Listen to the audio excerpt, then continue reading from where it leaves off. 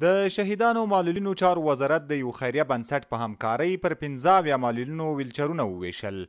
په دې غونډه کې چې د اسلامي امارت لوړپوړو چارواکو او د خیریه بنسټ استازو هم ګډون کړی وو، په پیل کې د شهیدانو معلولینو چارو وزارت مرستیال عبدالحکیم حقانی له ټولو هغو خیریه بنسټونو مننه وکړه چې له افغانستان سره بشري مرستې کړي دي، او وی ویل چې د اسلامي امارت له راتګ سره سم په هیواد کې 145,000 معلولین ثبت شوي دي، چې له جملې څخه 100,000 معلولیت لرونکو ته 115,000 یتیمانو او همدارنګه 40,000 کونډو ته حقوق ورکړل شوي دي.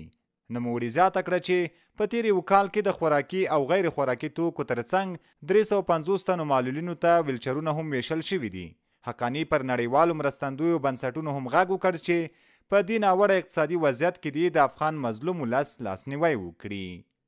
د افغانستان د اسلامي امارت وکالتاً د خپل ځان نه اصالتاً د دې شکریا ادا کوو، الله دې جزای خیر ورکړي. دا هر چیرته موږ په ښکاره او په جګ سر او په جګو سترګو باندې هر چاته دا چیلنج ورکولی سو چې موږ له جعلو، تزویرو، دروغو، فریبو له دې شي نه خلاص یاستو. چې کوم شی چا د کوم چا لپاره کړی انشاءالله په مغه وخت باندې به مغسې ورته رسیږي. دا دوی ته هم اطمینان ورکوو، دا نورو خیریه بنسټونو ته هم اطمینان ورکوو. معلولینو هم د هغو خیریه بنسټونو څخه مننه وکړه چې له دوی سره د ویلچرونو مرسته کړې ده. دوی وایي چې که څه هم دا زموږ لپاره د نش نه ډیر ښه دي، خو زیاتوي چې دا زموږ لپاره بسنه نه کوي او نه هم د برقي ویلچرونو په څیر اسوده دي. دوی وایي معلولین په ټولنه کې تر ډیره محتاجه خلک دي او اقتصادي حالات هم خراب دی، نو باید له موږ سره لا ډیرې مرستې وشي. موږ په دې باندې هم خوشحاله یاستو چې اول په ځمکه او اوس په ویلچر کې شولو، په دې هم موږ خوشحاله یاستو.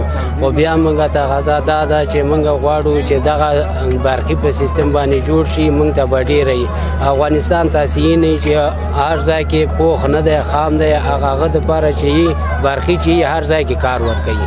والا بس نور بس دا کورني مشکل دی، بس نور بس مشکل والا زیات دی. څه به ووایو چې یو دوکان چې کار زمینه برابر شي.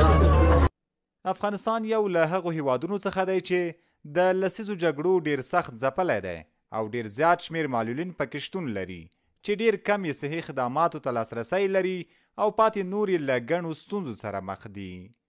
عزت الله احمدزی، CMG، کابل.